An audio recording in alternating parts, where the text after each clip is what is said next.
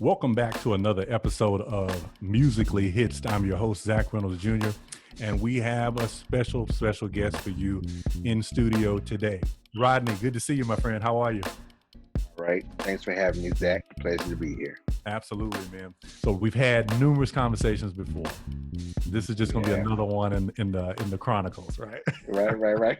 So take us back to your roots, if you don't mind. Tell us about where you're from and how you got started in this thing called music. Thanks again for having me. My pleasure. I am from Rocky Mount, North Carolina, born and raised. Ever since the age of 2, according to my mother, that's when the music bug was in me. I grew up in Red Bell United Holy Church, whole rough side of the mountain thing. That was the thing back in the early 80s, first gospel record to really go gold like that. My aunt is my blood aunt, my mama's baby sister is Reverend Janice Brown Vick. Between her, my mom, who was the first musician I ever knew, and just coming up in that environment, because everybody back then, you were playing something. So I knew I wanted to be in music. It was I would be distracted in school. I did okay in school. I stayed B on a roll. But just I knew I had the bug because I was always drawing pictures, always drawing stuff. My dad saw it, hit me really hard. So he was my first investor. He bought me a guitar at age 7. Okay. From Sears and Roebuck. Yeah. I had Sears, of course. I had this $40 lead guitar and one of those cheap custom guitar lead amps. And because I wanted a custom amp, because back then for me, I don't know if y'all, so this is sure not gonna tell my grade. The amps they had back then was the bass amp with the custom that had the 2 blue buttons. All the details you had to have the top and the bottom preamp, but you had to have so I drew all that in pictures with the 215s with the 2 portholes, right? All that. Right. So I had to have a custom amp, or I won't no good. So that was before PV and all that. Anyway, I know that's a whole lot, but yeah, I had that. But what got Dad was that I would tune my guitar down a whole octave. So I wouldn't play regular guitar. I would be playing the bass strings. Now, any bass player knows, as you know, sir, that wasn't going to be all that good sounding. Yeah. So, but that's what I wanted. I mean, I didn't want to play chords back then. I wanted to play bass. So he said, okay. 2 years later, I got my bass, and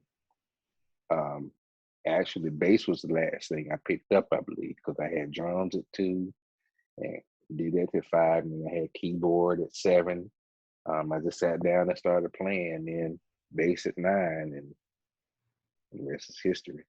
So you're a multi-instrumentalist, so we don't want people to miss that. That's 4 instruments, did we just say? Drums, keys, yes, bass. Yeah. What's the 4th one I missed just now? Guitar. Because back then, if you could do piano and organ, they were not the same. So correct. I mean, they still aren't the same, I guess. Right. But I started learning those before I really got on the bass. So okay. So did you learn to play by ear? Did you have formal lessons or a combination of the 2? The only thing I had formal lessons on, which I guess this is really my last instrument, was saxophone. Because I had to be in the band. So 6th grade. So that's 5. Saxophone. That's 5 instruments. Right. Right. So I played saxophone all the way up through high school. So alto and tenor. Okay. And to this day, you could give me just because now I'm able to create some of the things that I heard back then, You know, you could give me a whole saxophone section, no brass. I'm happy. So But you still can play. You still can play the sax right now. a little bit. Okay. Nobody, Right. nope. But nobody knows, including myself, right now. So, but yes, that was the horn. I mean, I still know what the notes are. I still remember the fingers. You know, I had 6 years strong on it. So I didn't know that. I never knew you played sax. I knew you played everything else, but I didn't know that. play alto and tenor, So marching band. Yep. So did music start with you in the Edge household, or was it a gift that was passed down or that you inherited from someone along the lines? I want to say both, and because my first lesson, if you will, was Mr. Bray teaching me how to play saxophone. I didn't have, you know, the environment I was in. It was like, if you could do it, you could do it. I mean, my mom and dad didn't force it on me, but they saw enough in me to encourage it. In fact, I remember my dad bought a piano around that time, which was like a big deal as well. You know, I bought an upright piano, and they found out I could play it. It was that. So I think it was just a mixture of that, you know, being a PK and doing as much church as we did. And, you know, coming from the musical family on my mother's side that they were, you know, it just happened. So I do know that I had innate gifts because of what I can articulate now. I felt so strongly back then as a youngster. But yeah, I would say it's a mixture of everything. Right. So you mentioned you're a PK, preacher's kid. So was mom or dad the pastor or both? Mom. Mom was the supporter. Dad, I mean, because mom is now, but dad was the preacher. So we were members of Redbud United Holy Church back then, and my dad was one of the associate pastors. So, needless to say, you know, we did. I mean, me being with him 4 or 5 services, church services a week. So, Yeah. you know, I didn't have a choice. It's not like it is now. You know, they got, shoot, my kids had choices. Nah, back then. I mean, you know, I would get my schoolwork done, but you could ask me what I would prefer to do. If he had to go somewhere, I was rolling out with him. Okay. And I was his backup. So yeah. So we got an early start in music. So we're talking as early as 2, 5, 7, 9. So even before we hit 10, we're on multiple instruments. We're in Rocky Mount, North Carolina, and things are cooking. Of course, for those that don't know, the Reverend Luther Barnes is a legend, to say the least. And was Reverend FC, was that his father? That's the name. Because yes, being from North Carolina, we heard this name all the time. But they were nationally and internationally known right there in Rocky Mount. So yes, absolutely. Luther to this day, I mean, when he saw it, because my mom used to talk about me coming home from school and taking the radio outside, and I have I would take my guitar and everything, and I would play everything that was on the radio, and I mean everything.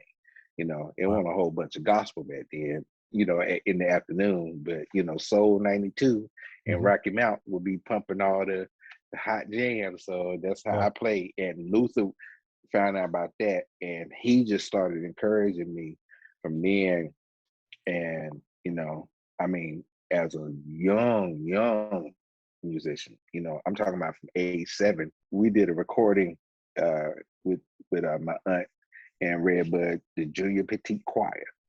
And between my mother and Luther Barnes, they pushed me back then. I wrote this song called Be Ye Thankful that I would not want anybody to hear. It didn't make the session, but they recorded it that night. It was the corniest song ever, but they were pushing me even back then. So and how old were you is at this time, Rodney? 11. 11. Okay. So Yeah. what, middle school, around 6th grade? Yes. Okay. Yes. Yeah. So they were pushing. I mean, he was And when I say push, she was just encouraging me, to pursue it back then. I mean, to this day, that is one of my biggest musical influences. Because of what he was able to do and what he saw in me, he just pushed, and encouraged.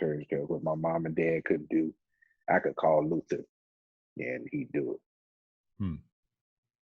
So that's powerful. So an early stage of life, you are on a weekly basis, it sounds like, because church, 52 Sundays a year, every week, growing up in the South, the Bible Belt, like you said, you didn't have a choice. So in essence, Right. you were kind of forced to be around a legend in really pivotal years, or, and they were still much on an ascend, right? Would you say at that point? Yeah. Okay. Yeah. I mean, it was more so his dad back then than he.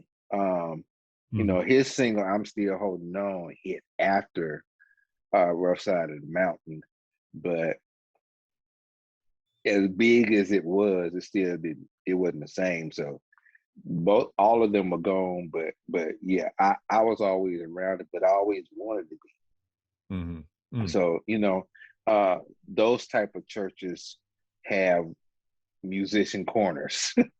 So what we Talk to us about the musician corners. Everybody don't know what that corner means. Okay, so you know what a corner is. What's the difference between a corner and a musician's corner?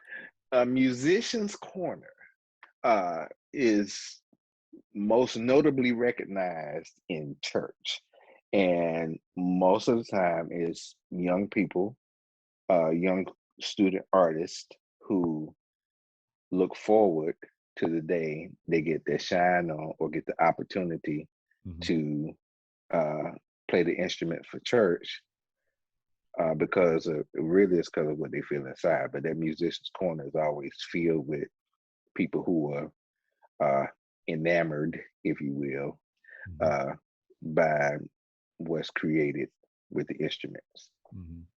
Yeah. And because it's different than going to music class in school, where you remember we used to get the little colored xylophones and stuff, but you get to church and it's not a drum line, it's a drum set.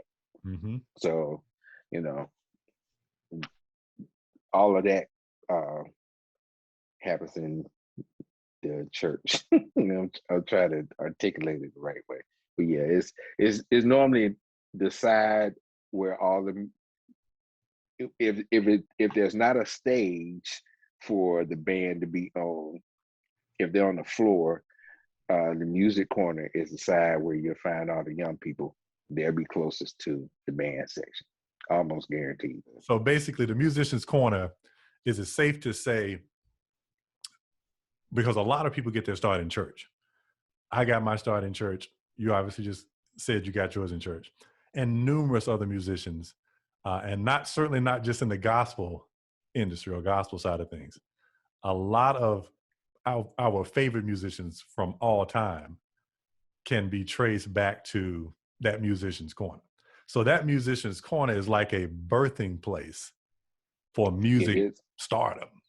It is. The history of music can be traced back to the corner of the church, literally, right? If we want to get technical. If you want to find the farmer's garden of music for the future, pick a church and go to the musician's corner. And that's that. We didn't know that then, but I would say that quick now. Where are we gonna find the next biggest thing? Now, Jacob Collier is an anomaly. He's different, but more than likely for American music, because so many gospel musicians have influenced, and we don't talk about this enough. It's so many gospel musicians that have influenced music culture. It's not just they influence gospel. It's not just they influence jazz. They influence music. Half of the pop artists right now, no matter what the color is, no matter where they come from here to Japan, at least half of the band is gospel. It's easy to see at least half. They're gospel musicians. from African American, Black, whatever you want to name it, label it, from those churches, or they have that influence. I mean, and it doesn't take long. It doesn't take long to find that out. Right. But that's what I would say: the farmer's garden, where music is being fertilized, or I'll even say, what you say, the side man or the B man or whatever. The support has been fertilized and grown in the musician's corner. Little pun intended here.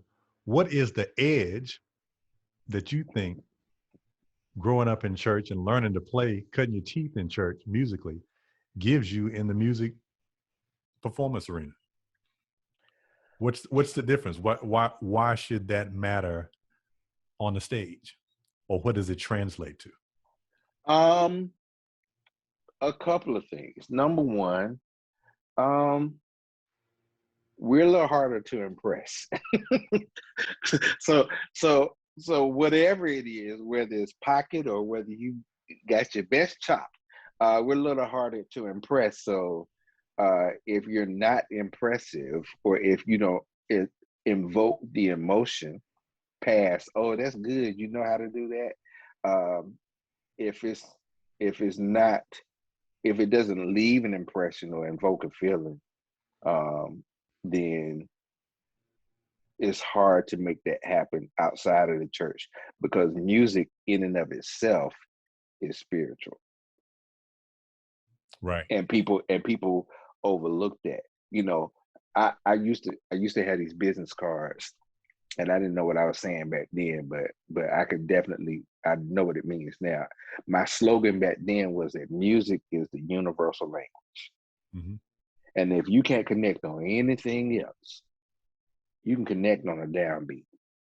Yep. It doesn't matter where you come from. You can connect on a downbeat, and everybody understands a downbeat. They understand the melody, and so many different melodies or whatever that you can attach yourself to, but it's the universal language. So because music in and of itself is spiritual, and I think God kind of intended it to be like that, but because it's spiritual, I think that's being able to invoke that emotion in whatever environment is the gift that you get growing up in a musician's corner. Good answer. Yes, it's amazing. One of the things I've always thought about is improv. Sometimes in music, not always. When you get into the world of doing live shows, a lot of things already are scripted or pre-programmed, right?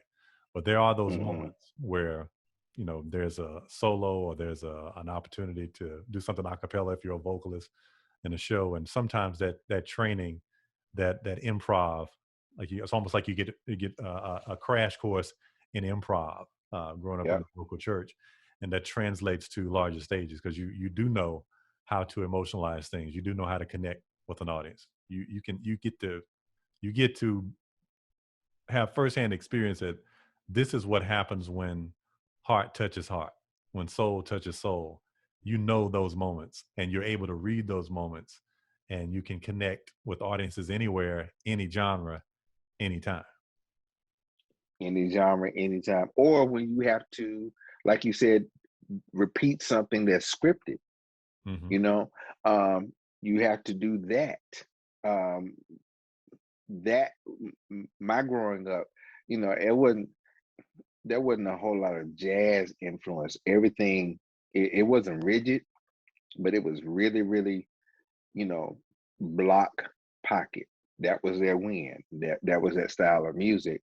And I didn't understand that as a style, back then, but I do now. I mean, we got to stretch out, and we got to shed and jam and have fun. Right. Don't get me wrong, but to be able to invoke an emotion with just a regular 3-note chord, where most people, especially nowadays, we try to do it with a 7 or 8 note, cluster, and they were doing it, with that's how I learned. I mean, we're watching some things come full circle now, but doing that back then, that was the drill. That was the drill. You know, I would learn certain stuff, and when I started learning clusters, you know, I would try them out in church. I would try them out in church, and you know, at the time, it was inappropriate placement. So they said, hey, that's good, but no, you know, and they weighed me out good. They would tell me stop. I'll never one time, right, especially after I came back from school, I was on the stage, and I appreciate him so much for this now. Melvin has a brother named Melvin Barnes, and he was Luther Barnes, one of Luther's baby brothers. And man, we was, you know, I sat in with them on something. Me and the drummer, we were at A&T State University. I sat in with them, and man, we were going in on this Hezekiah song. You know, we were just, he was like, hey, no, that's not what we're doing. We're in the middle of the song in front of a packed church. It's a midnight music. But I appreciate that now, you know, because the other thing he taught me then, him and Luther, was how to execute discipline, and learn how to be a musical director without being offensive, which is a whole nother thing too. That's an interesting conversation right there. Learning how to be a musical director, but without being offensive. Yeah, they had a quiet, for lack of a better word. My kids been watching too much TV, it's starting to get to them, but they had a quiet power, if you will, you know, where they knew how to get, their leadership was strong, demonstrative, not the word, just offensive. It wasn't offensive. You didn't leave, you know, shoulders heavy with lament because of how you got chastised. It wasn't none of that. They just, this is where we're going, and this is how we're leading the ship. Right. And that's a critical skill to have both as a leader. And it's also a critical skill, I think, to have as a follower, because we all find ourselves in both seats sometimes. Sometimes you're the musical director, sometimes you're the lead vocalist, sometimes you're the background vocalist, sometimes you're just playing your role. And I think that's a critical skill. It's something that's missing from today's industry. The ability to correct and love is very necessary, always has been. But the ability to receive and love, I think, is what you're hitting on right now. That you know that you can always tell. We all, you know, the saying goes, nobody cares how much you know until they know how much you care, right? Until they know how much you care. But I think people do know. I think people know when people care. So I think tone matters, right? You know, you can say good morning, or you can say good morning. You know, like they're the same two words, but they just feel different. But I think we all know when someone is coming from a good place, and so you know it translates to, I think, effective music. But we're talking leadership in general right now. Everywhere you go, somebody's got to be the person in charge, and they've got to have the confidence to say, like you said, this is the way it's got to go, or this is the way I would like for it to go as the person who's been selected, positioned to be the leader. And in order for that sound to come across that we hope that we hear, the band has got to make one sound. As the illustrious Mr. James Brown used to say, it's all one note. You know, it's all one thing at the same time. And you can't be doing your thing and I'm doing mine. We got to be in sync with this. My thing won't be important to you or add any value if I can't do what I'm asked to do first. Right. Wow. If I can't do what I'm asked to do first and keep doing it, you know, because music is repetitive. It's repetitive. If I cannot keep doing it over a long period of time, then what shows up are my character issues. Right. So if my character issues show up, then what good am I away from my instrument? Do you want to be bothered with me away from my instrument? Right. How long can we keep this going if the only thing I'm good for is in my hands? How long will what's in my hands last? Wow. If I don't have any character or any ability to follow. Wow. Very true. And those things have to be worked on. They have to be adjusted. And like you said, I got to be able to receive and love, even if it comes uh, with a hammer, with hammer talk, I call it. But if it comes with that, I got to receive and love if I know who my leader is, especially. You got to love enough to correct, right? So I believe in clarity, right? And to be clear is to be kind. In essence, when you're not clear, you create ambiguity, and people don't know which way to go. And that's definitely the opposite of effective leadership. If you have no idea where to go or what to do next, then that is the leader's fault. So to be clear is to be kind. So let's talk more about your journey. You became musically hitched, it sounds, at an early age. So Edge, when did you realize that music would be more than a hobby? When did you realize it was going to be a way of life and even a career path for you? When I knew it would be was after I flunked out of college. So I flunked out of college at an early age, but I was pursuing music because I had had so many experiences touching music past, in those days, your way to make a living in music is that you had to teach it only. Right. It was a long shot to watch somebody on TV. It was a long shot to watch somebody in the movies. And the only way you could get it was, I'm talking about pretty much the whole state of North Carolina back then. If you were going to make it and live in North Carolina, that is, you had to teach it. But after I flunked out, I knew my gifts were different because I kept getting requested to be on other people's projects. Mm-hmm.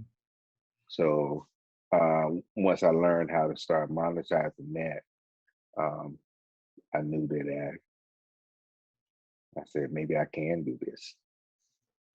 So we get deep on Musically Hitched. So talk to me about that. This sounds very familiar because I mentioned in an earlier episode to our listening audience that, musicians get an interesting start, church being one of those examples, where a lot of people are not just playing in church, they're actually getting paid as well while they're playing. So do you remember your first paid scenario and how much you got paid? My very, very first paid scenario, because we weren't getting paid. It's funny because, they were getting paid, but I didn't know it until later. but my very first paid scenario was Rescue Temple Church in Greensboro, North Carolina. I got paid $50 a Sunday to play the organ. Okay. And now, a college freshman in 1989, balling out of control, $50. That was a long way in 1989. a Sunday. Until I found out that they were paying. Right. Yeah, until I found out that they were paying somebody a little bit younger, had a little more chops, and could do a little bit more than me. They had him come in playing with me, and he was making $100. Just reflecting, I just remember, boy, Rescue Temple up there, way down Summit Avenue, way down. Just, but yes, $50. So, but everybody has to start somewhere, and so that's like you said, 89. That was a little bit ago, and that was a decent amount. But even today, $200 goes a long way, particularly for a kid. So and that does something to you, because when you realize that you are, number one, you're working, you realize that you're being paid, and I believe that the minute you start getting paid to do anything, you're a professional. I don't care if it's a lemonade stand. People are expecting that lemonade to be sweet, cool, chilled, and clean. Refreshing, right? Refreshing, yeah, exactly. And you have the responsibility to market to the community, right? So people don't come to they didn't come looking for trash, right? They came for some lemonade, and you said ice cold. So that's what they're paying for. So that's the professional in you is supposed to arise, right? When you start Mm-hmm. getting, it should be there before. I'm sure you agree with this, that before you get paid, you need to demonstrate the ability to be payable, right? But when you start getting paid, you certainly need to act like it. And so professionalism is usually followed by remuneration. Man, and if I had to request anything differently back then, I wish it was the professionalism piece, Mm. because not having the exposure when you're doing what you love and then you start getting paid, Mm. nobody, but you're not exposed to anybody who can teach you how to keep it or how to go to the next level. I mean, now we pay to learn how to get paid in certain environments and then learn how to, we pay to learn how to get paid to pay how to learn other skills, and it just keeps going and going and going, which is nothing wrong with education, but you know the missing piece for most young people has been the professionalism, and it's not impossible. A lot of the child stars, the reason why they become stars is because they're surrounded by professional environments. Yeah. So it's not just that they're talented, but the professionalism comes in how to carry themselves. So they know how to produce. Their lemonade will always be cool, refreshing, sweet, ice cold. There you go. Right. But I wish I had the professionalism back then, um, that I have now, or that I know now, and I'm still learning now, you Mm. know. But yeah, that's a big one. That's a big Yeah.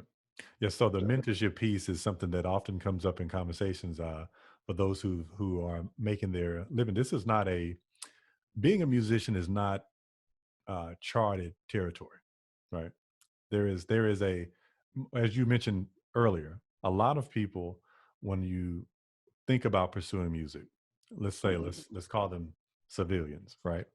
They think of teaching, which is a very viable way to make money as a musician. mhm. But that is also that's one of the paths that you can chart. You can go to school, you can major in music performance, vocal performance, jazz studies, etc. You can do Has the less risk.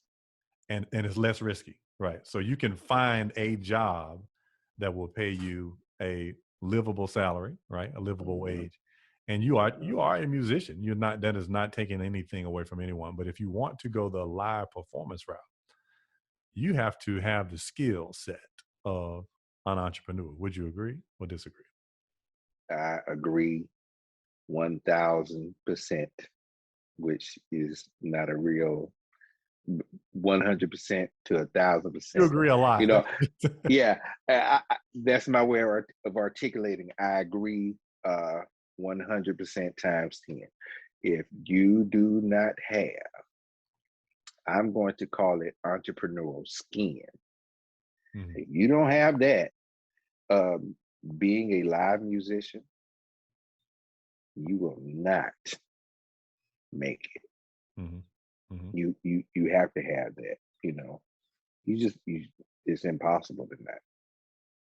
You know. So talk to us about the level of commitment, because that entrepreneurial skin, I've not heard it like that. I know what thick skin is, but the entrepreneurial skin is different than the person who is, let's just call it 9 to 5 skin, right? There is a level of predictability that comes with 9 to 5 that does not come with the musically hitched journey for some, right? We'll just say for some, because to be musically hitched does not mean that, for clarification, does not mean that you're a full-time musician. It means that you have a Mhm. love and a connection to music that won't quit. In essence, music chose you. You didn't just choose it. But what would you say the level of commitment needs to be for a person who does want to go past just being musically hitched into, okay, I am a full-fledged, full-time, sole income earning musician? The level of commitment, what would you say? Um,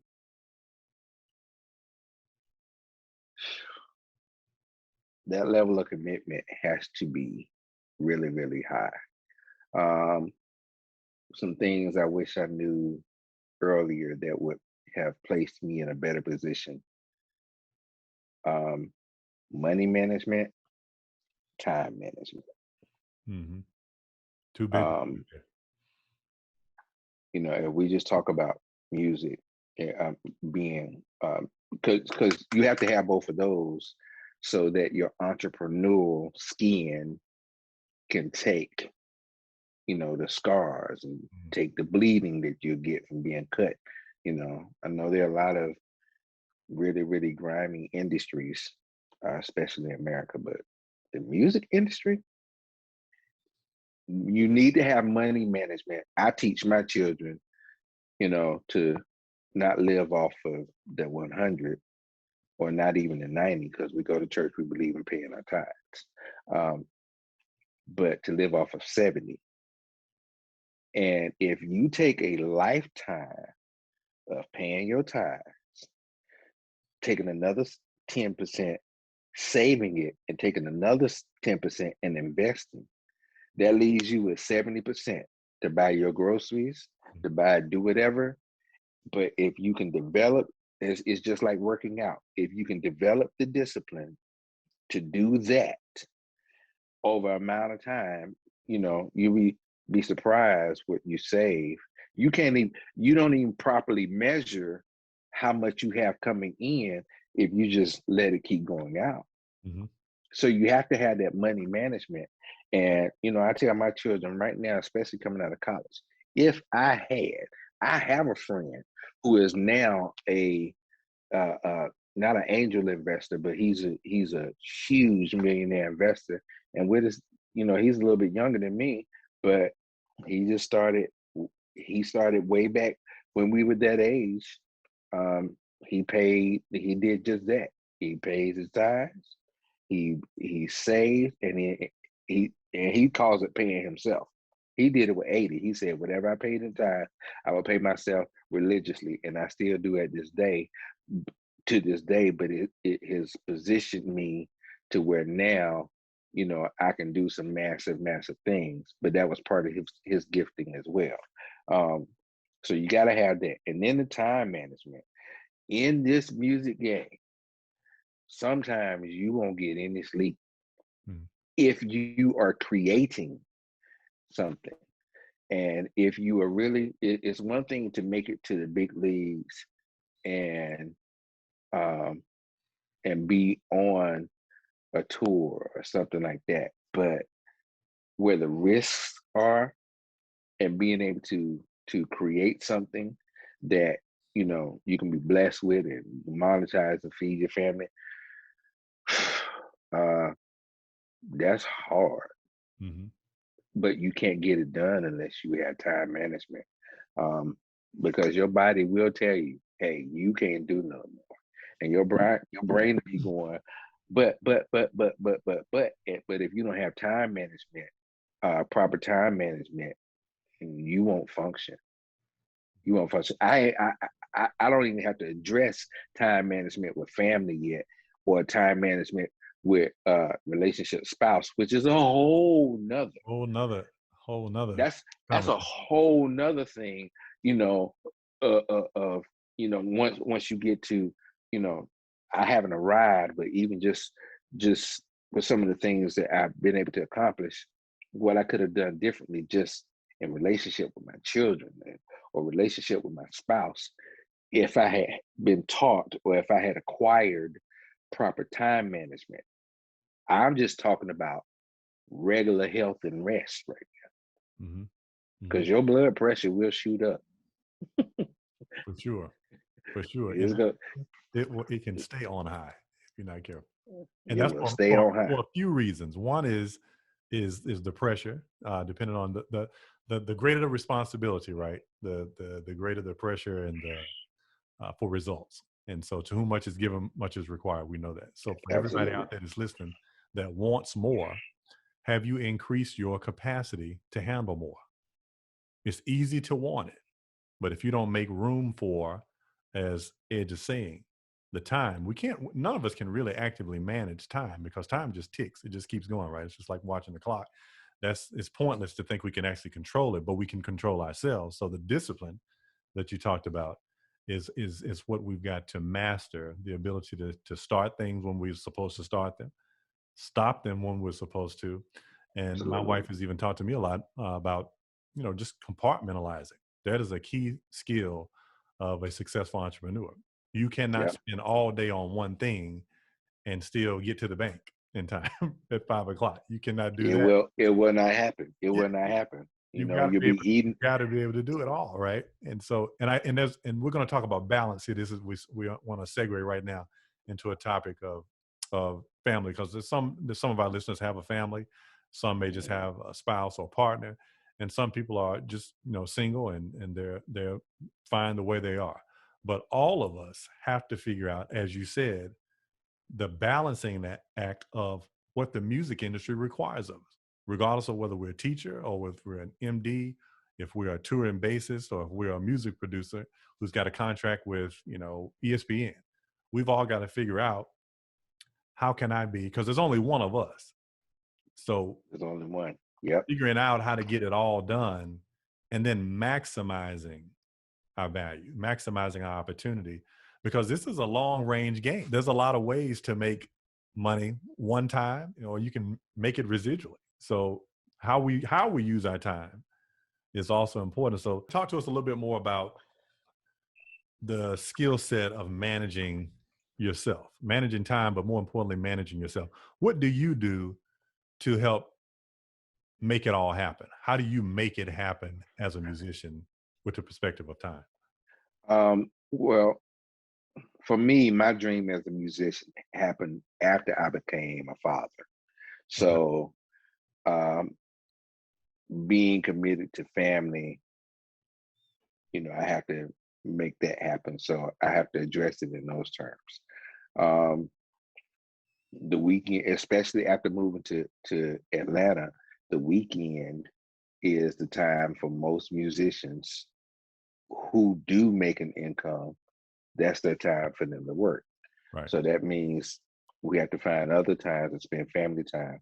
Um, you know, I hope they appreciate it, but when my kids were here and they were in school, um, I used to wake everybody up 8:30 on Saturday morning and say, "Hey, we're going to the movies. Hey, we're going this place. We're going this," because I knew my time Mm-hmm. was going to be gone if I was going to balance pursuing the dream, especially when I moved here after working, during the week while they're in school and pursuing the dream and trying to figure out, okay, I need to figure out how to balance time with my wife. I can't just be gone all the time, and I know I probably got it wrong more still than I got it right.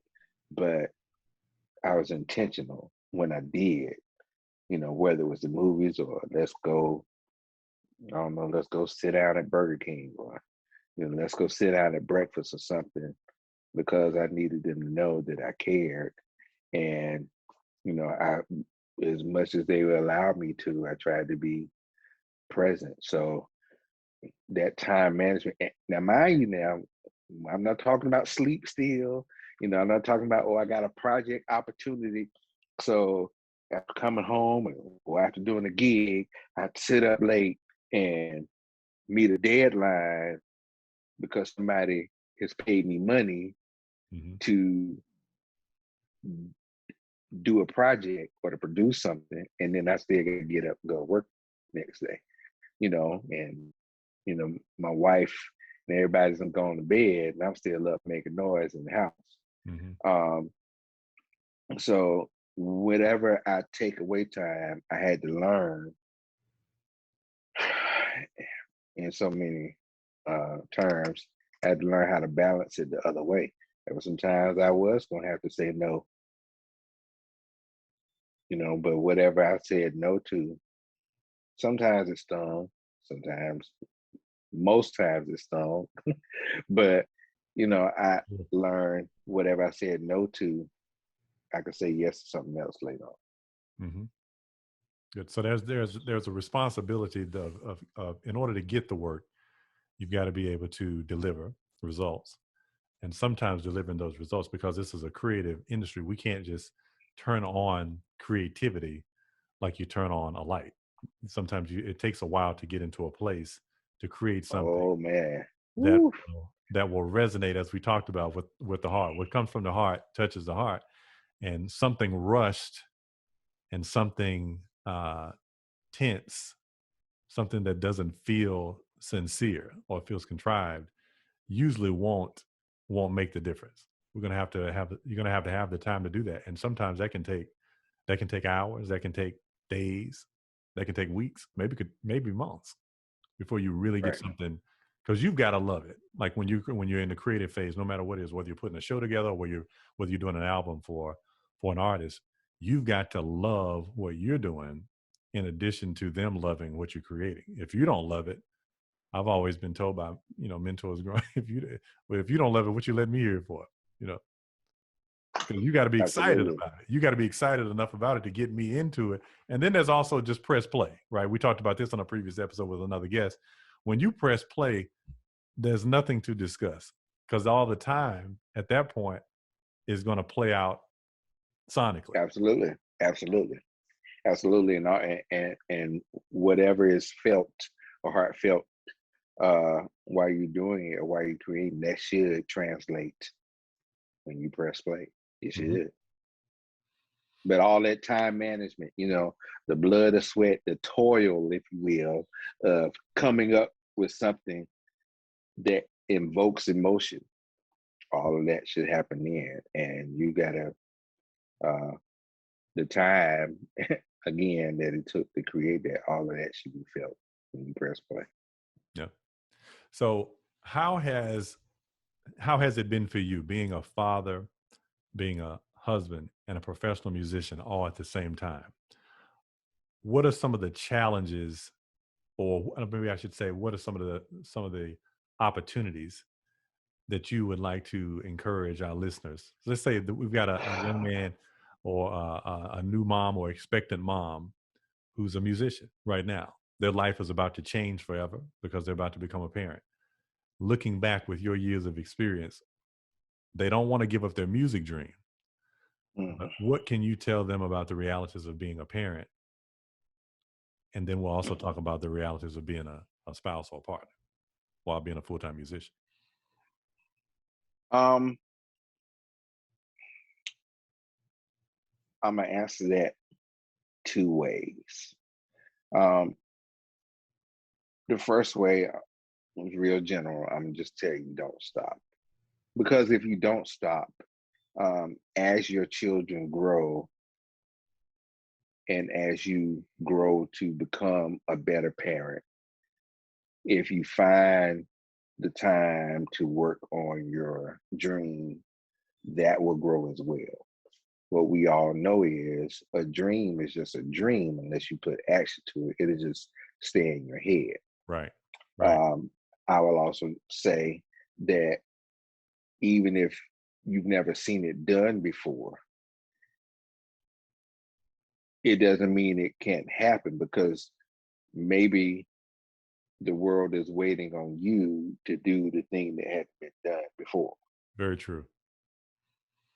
So that's part one of that way. Part two, and I don't want to offend anybody, but like I said, music is spiritual. I believe in God. I believe in the Lord Jesus Christ. I believe He raised from there. I believe in the Bible.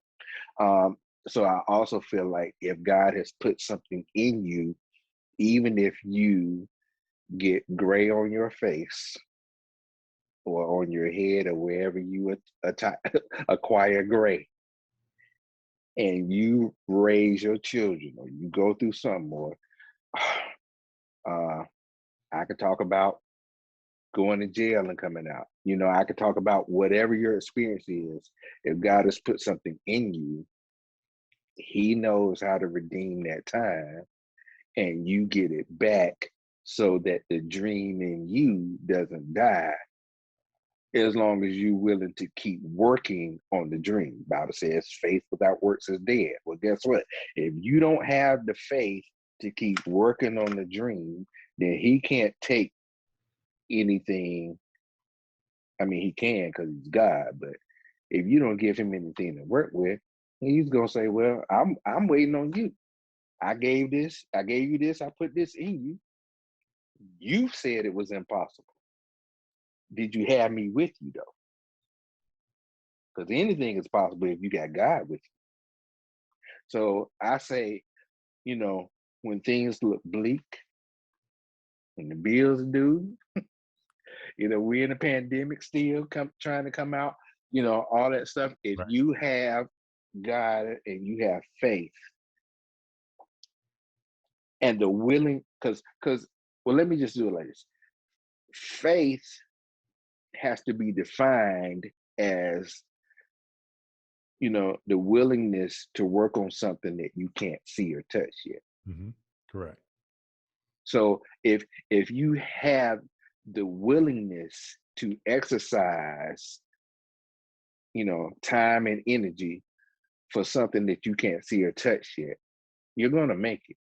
You're going to make it. You're going to get far, and you're going to get as far as you're willing to work. So, you can take it however you want to take it, but if you keep working on something, and if you believe, you got to believe in what's in you so somebody else can. Mm-hmm. That's what I have to say. Absolutely. Good stuff. What about relationships? So you're not just a father, but you're a husband. How long you been married? 25 years. 25 years. It's a long time. Yeah. And that's not easy to do. Oh, no. But no. It is not easy at all.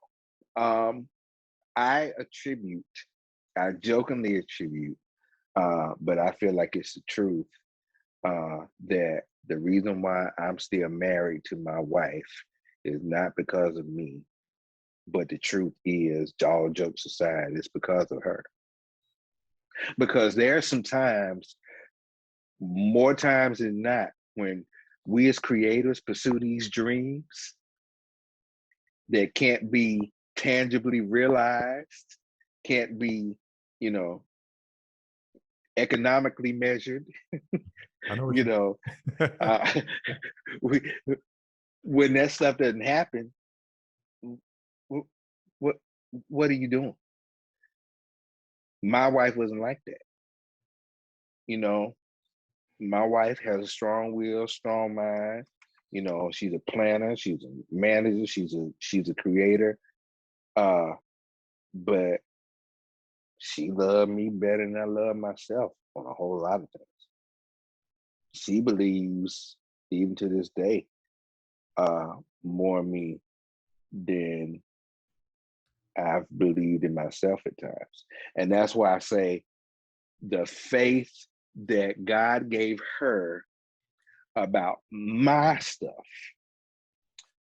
made me blessed more than I could say as far as our relationship, because we have friends who have split up over someone pursuing their musical dreams.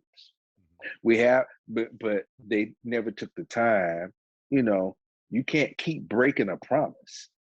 You have to mature. The same maturity that it takes to obtain a music career and keep it, you have to have that same maturity about your relationship. You can't keep breaking a promise. That's good. That's good. Because it's not you just breaking the promise to her. You breaking the promise to yourself. To yourself. Because you can't keep putting in on something on music side and feel like, you don't have to do the same thing on the relationship side. How can you be in love with music, most of which you can't see? I know that's so scriptural, but music is felt more than it's heard. How can you be in love with that, but you have a relationship that you can touch, that is tangible, and you don't treat that right. Whatever works for your relationship is going to work for your dream if you treat them right. Very good. So when you've been on the road, you've done this a lot, riding for years, and that's one thing that some couples struggle with. That as long as I can see you, as long as I can attend your gig, I can be there and I can know exactly what you're doing. But talk to our audience about the life of a touring musician that is also in a committed relationship. What are some of the things that you owe your spouse, partner, when you're on the road, so that will keep things going? Because you're already absent from the nest, right? You're already gone because that's the nature of the beast and the job. So how do you make that work when you live, in essence, on a tour bus, planes, trains, automobiles, several months, some people 9, 10 months out of a year? How does one make that work? Communication. You have to be committed to communicating the whole time you're out there. Sometimes that's been the lifeblood.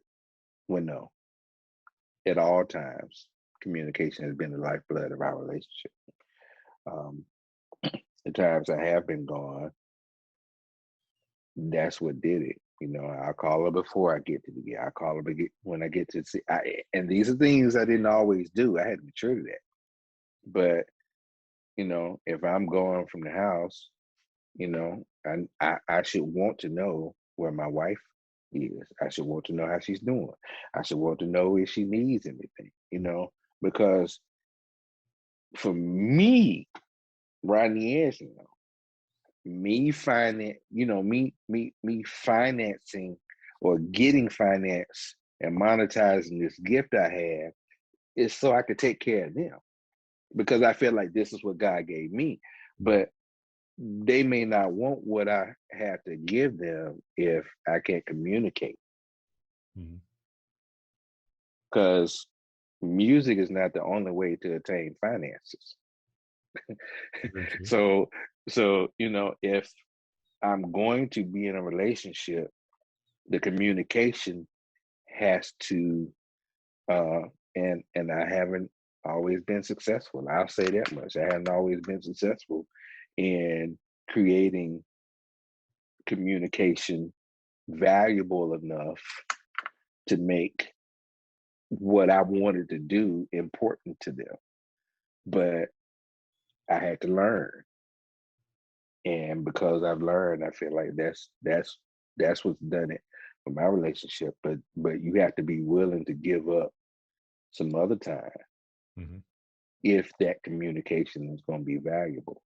I mean, there have been times where my wife has been able to come out with me and be on the tour, you know, and that's another thing. If you are married or if you have a spouse, you should be, because that adds value to you. You know, I learned that piece really, really quick. You know, that having my spouse visible, not just stated, will give you not just value with your peers, but with the people that hire you. How so? Well, if you're in a committed relationship, and for me, this is the book of Rodney Edge again. Being married gives you a little bit more weight.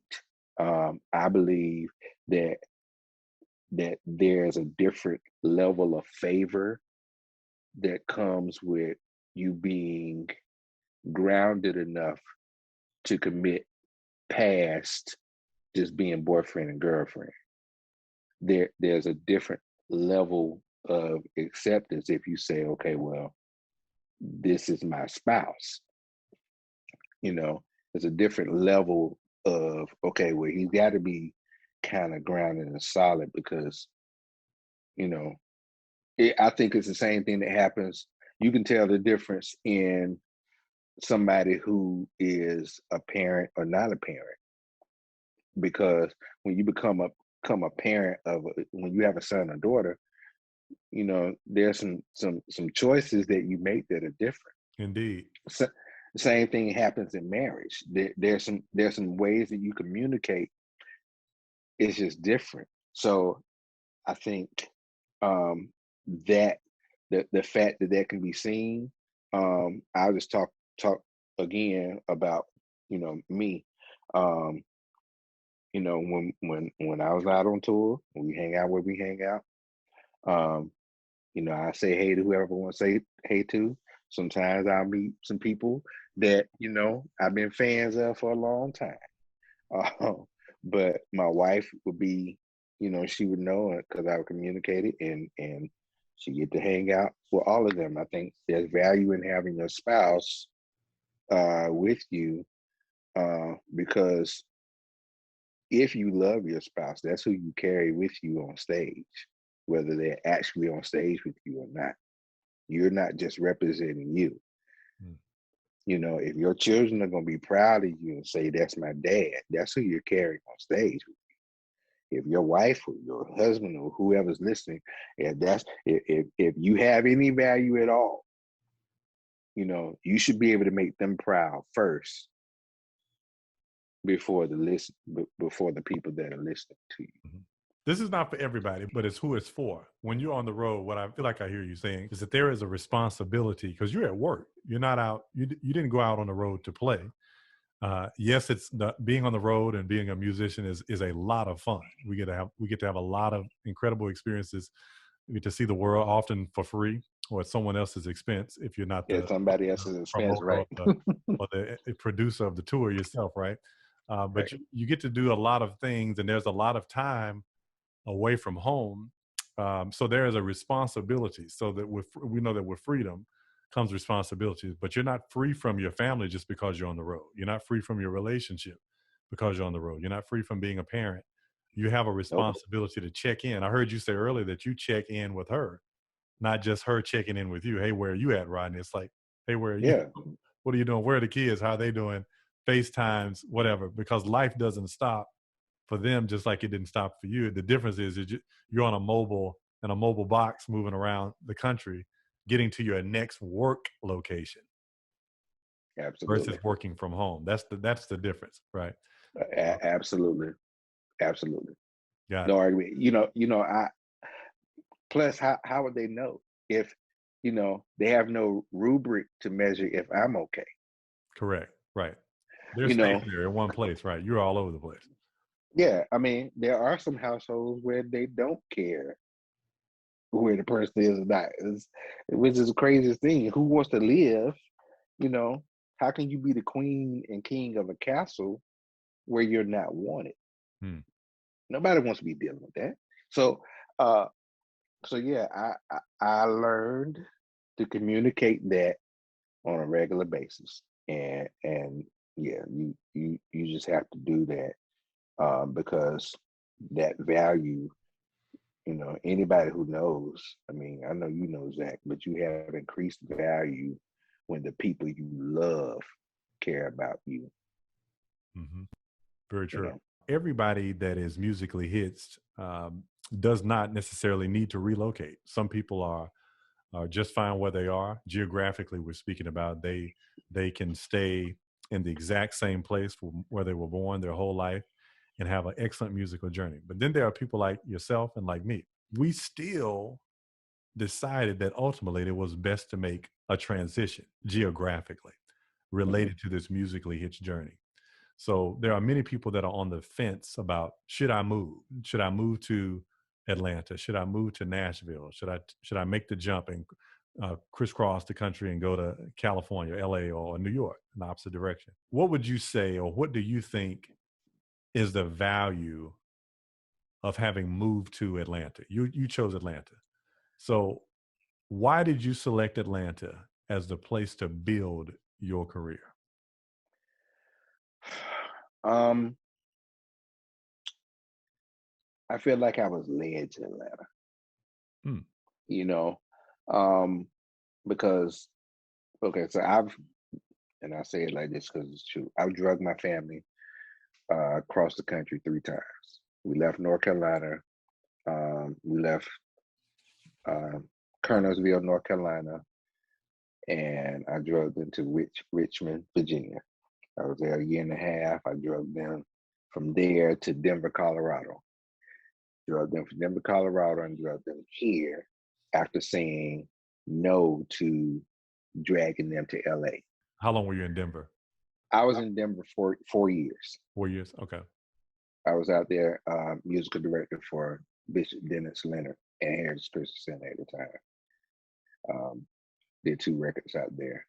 But then we came here. I came to Atlanta, number one, because my family's here. You know, I have a daughter that's in North Carolina, and it was easier to get here. I lost my father my first year out in Denver.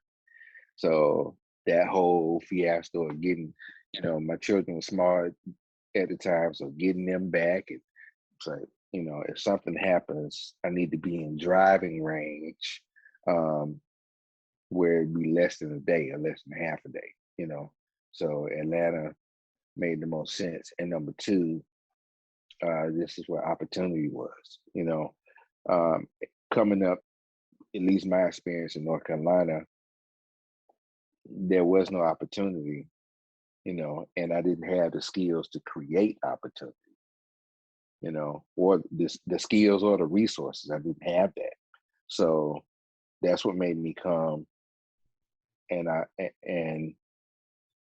say led because those things were showed to me. So I was able to do that here, and that made the most sense for our move and for my family. And what would you say is the value of having been here? Because now you're an established member of the community.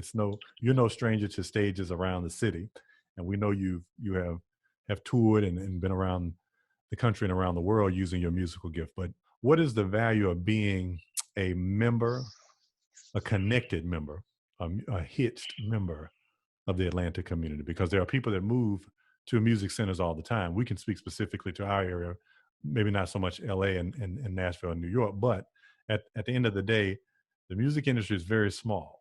And what it takes to make it in one music center is often the same transferable skill set to succeed in another. In other words, Absolutely. you could move to LA probably tomorrow, maybe not want to, but you would have a grand idea about how to get connected probably within 30 days. You could probably be an active working member of the community just based on what you've learned. So what are some of the things that you have learned about making contributions to, like, the Atlanta music community specifically? How are you seeing that pay off for you at this point? Well, the first thing for me for music is letting the community know, you know, that you exist. It's definitely a great example of not what you know, but who you know. And then who you know, you have to support who knows you, but making sure that you do know something, you know, that you do have a what, if you will, that could bring something to the table, you know. That being said, you know, relationships have been key for me. You know, I've graduated, and I don't want it to sound like there are levels. I mean, because they are, but I have graduated from one circle to another, but I treat all of them the same. I don't know if anybody can say that Rodney Edge is part of a clique, if you will. I mean, or a unit, because I've worked with all of, you know, I've been blessed to work with, you know, or a substitute, if you will, be the substitute in other cliques and other units.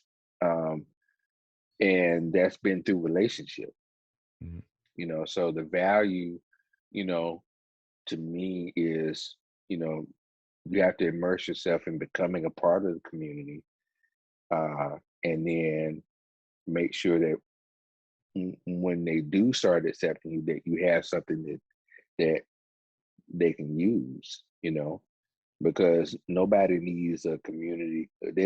No community needs somebody that only takes. You got to be able to give too. Mm-hmm. So, Very true.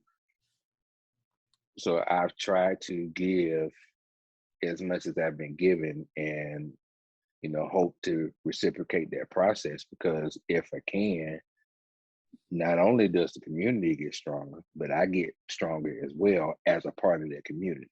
So Mm-hmm. if the community goes up, I go up, and everything's just, if they eat, guess I eat, Yes.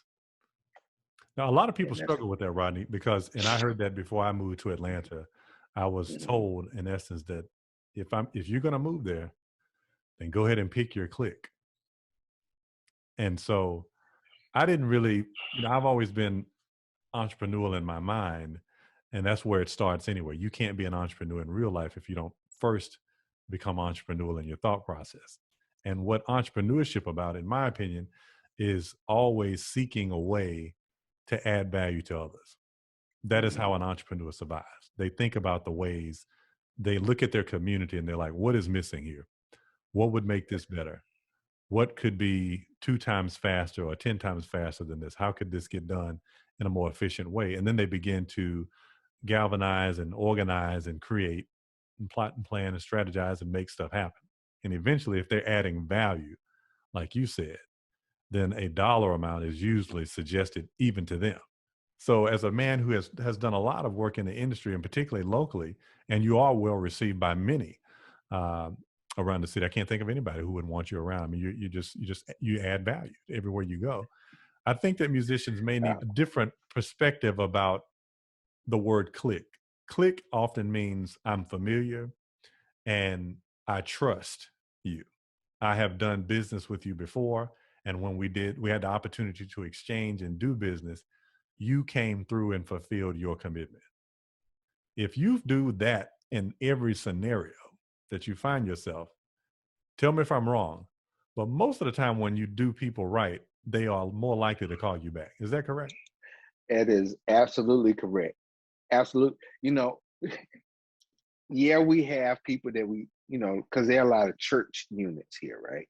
There are a lot of people who, there's some people who are not going to call me because they grew up with somebody here, or they've been in the trenches with They're just somebody. not But familiar with you, right? Mm-hmm. yeah, I mean, not on a regular basis, right? But a lot of the people, but sometimes we end up getting called to something, and people who wouldn't call each other, we end up on the same event working together, and clique is such a word. I don't even know those words even apply. Well, I'm sure they apply a little bit, pandemically now, but because you got to have people you can trust. Like you said, if I can't trust you, then I'm not gonna call you back because you hurt this immediate community. Mm-hmm. Now, either you're gonna go back and work on whatever you need to work on, or you won't be a part of this community. Right. Which is a whole nother thing. But I heard the same thing. It's cliquish. LA is cliquish. New York is cliquish. It's click. Mm-hmm. Well, what I've learned is it's not just only possible to get the respect of the community. It's very possible to have your clique be the community. Your clique is the community. The clique is the Wow. community. Wow. Now I know pretty much everybody I know plays in church, and but it's funny, like most of my work is not in church here. Most of my work is in the community. And to scale it down even further, most of it's in the music community, the working secular music community. And that community I work really hard establishing relationships where, there have been times more often than not where I may not be doing anything, but somebody needs a substitute, last minute or planning later on, and I get the call. I don't take that for granted because again, I'm working so that my clique is the community. The community, right? I don't just, and is, I don't want that to sound like, oh, he's using, that's not a conceited train of thought. That's not anything to be, any kind of way. But I would think you would want that everybody would want their clique to be the community, because I can come work with you, Zach, and then I can go work with, you know, uh, uh, let's just take Jukebox, one of the community's favorites, and then go work with Jay Fly and Trey Gilbert, the music directors for New Edition and Bobby Brown and People Bryson. And then, then I get the call, get blessed to go be on tour with Anita Baker. The whole community. And then come back and then, get to do jazz on a regular basis. I got to be music director for one of the nation's regular, pre-pandemic before I got the tour. I was became musical director because some people in the community said, call this guy for this sweet jazz series. And, who was bringing in everybody, but the community would come out. That's a whole separate community, a whole separate clientele. But, it's because I've worked to try to make the community be my clique. Right. And that way, whatever the genre, whatever was happening, I think when you worry less about the dollar amount and worry about, bringing it to the people, you don't have to worry about the dollar. I know things are a little bit different now. You can't always talk in those terms. I am the musician, or, I am one of those musicians, music community people, I call it, because I'm more than a musician, which I'll address later. But I'm one of those people where I feel like, if you worry about the people, you don't have to worry about the money. Mm-hmm. The more people see that you're worried about them, gotta make sure that they're worried about you. Take care of the people and they will take care of you. That's good. My clique is the community. My clique is the community. That's good. In other words, when you are out serving your community, people will sense that you love the community. It's hard to serve if you don't love, right? Because the motives can be discerned, right? But particularly if you're doing something and you're not getting paid for it, but if you're doing it for love of the community, love of your people, love for the Atlanta music community. I want to make a contribution to Atlanta's musical landscape that causes it to continue to be at the top echelon of music centers in the world. When you have that mindset, you look for opportunities to add value. You look for opportunities, as Russ said, to sweep the street. You want to keep the neighborhood clean. The community has got to be top notch because this is an ecosystem. So if you're out there listening to us right now, understand how the music ecosystem works. When Rodney has an opportunity and he calls me, it's my opportunity not just to feed my family, but I get to help support Rodney's family. And then when we make music together, all day long, yes, sir. Harmony, when we make perfect harmony together, people want to know, how can we have this experience again? Now, Rodney may not need me the next time because I may have just been filling in for somebody on that particular stint. But I didn't do that person a disservice by misrepresenting their spot or their position. We filled the gap. There was nothing missing. There was nothing broken. Rodney's ecosystem for his family and his gig and his opportunity continues. And then when my opportunity comes around, because I sowed in good faith, a good seed, I Yep. can reap the harvest of that in my next opportunity. And I can Yep. also call Rodney to come in and help me, Yep. because now it's my opportunity to give him an opportunity, but we're all serving the community, the musical community I'm speaking about, by being professionals and understanding how ecosystems work. One thing flows into another, one thing supports another, and we all Absolutely. ultimately eat. So the worst thing you Absolutely. could do, per Mr. Edge, is not make a contribution to the community because the ecosystem can't trust you. Absolutely. You can make a contribution to your clique, but how well will you eat if that's the only place you can contribute? Mm-hmm. Yeah.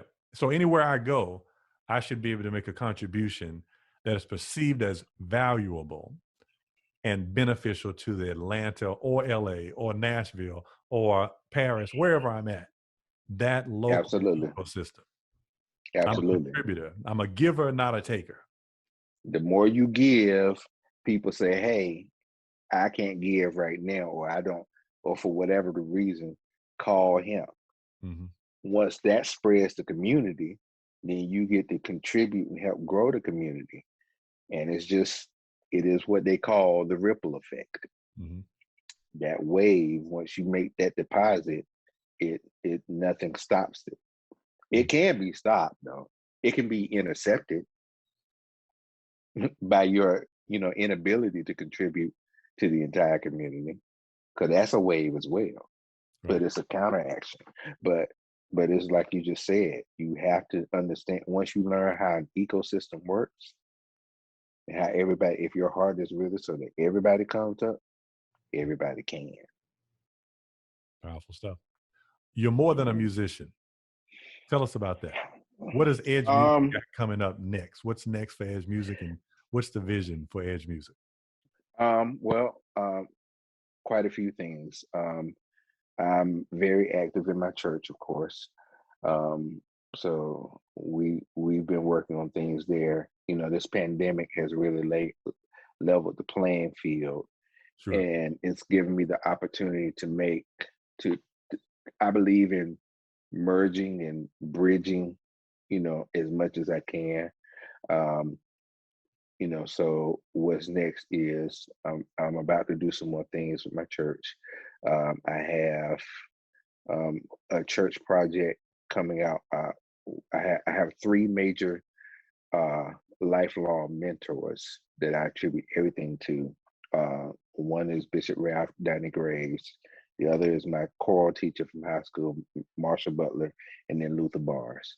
Out of those, I am producing Bishop. We lost Bishop Graves right before the pandemic started, and I got a call to finish a project that I didn't know he was working on.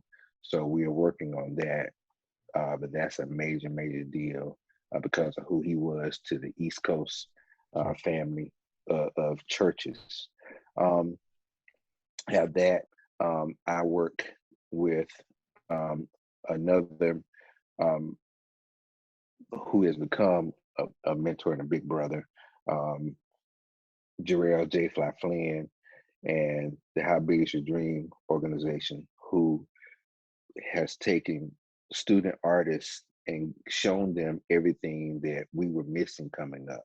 So I'm working with them with the Summer Academy and helping them, with what I've been allowed to come in and help them with what I know as far as, you know, what to do with music and music business, and how to make it a community and do things like that. So I've worked with them the past couple of years.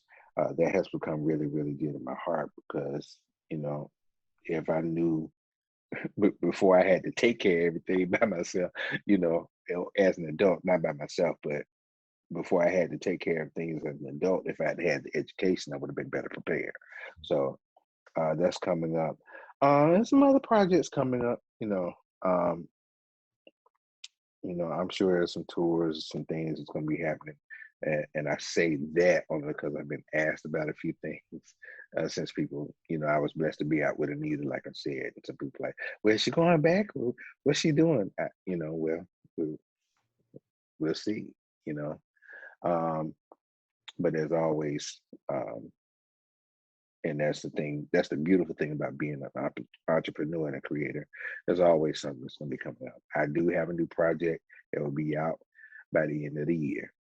I had a project that I produced, a solo project called Execute the Plan. And we're bringing that back, but it's Execute the Plan 2.0, because I have to include the relationships that I've been able to garner. And it's a beautiful thing. My daughter has some stuff coming out. I didn't know I would be.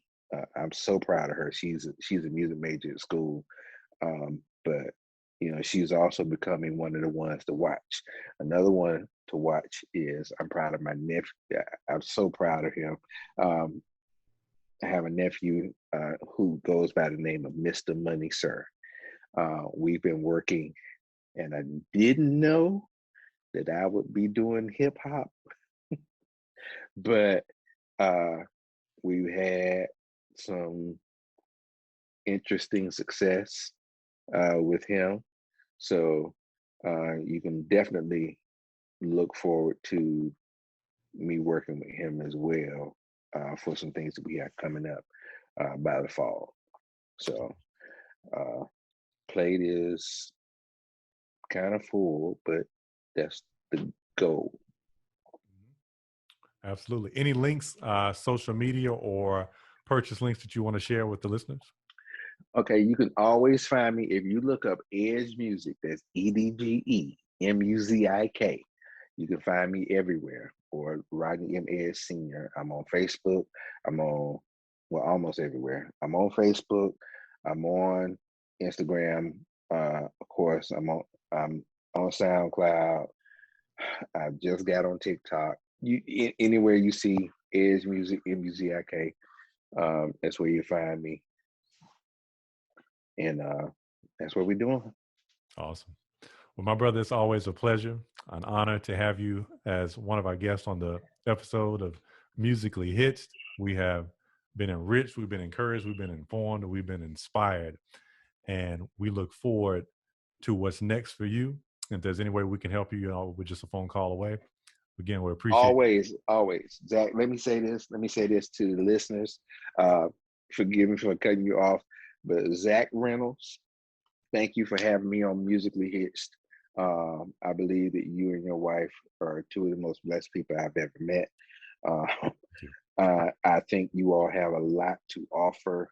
And if, hopefully anybody who gets to listen to our talk today, this isn't the first time, but I hope that it will not be the last time, if it is the first time that they've listened to, because what you have an experience with yourself, the reason why you and I connected is because you have a wealth and just an experience and a knowledge, and you're one of the coolest people to know, and that's why everybody loves you as well. So thank you for having me. Thank you for thinking I had some of value to bring to conversation and to have a conversation about. And I'm just really thankful to be here. So no doubt. My pleasure. I just wanted to say that. Yes, sir. Always. Thank you for the kind words, man. We appreciate you, man. This is another episode of Musically Hitched, and we look forward to seeing you real soon. Take care, everyone. All right. Take care. Supporting this podcast is easy. Just hit the subscribe button. See you on the next episode.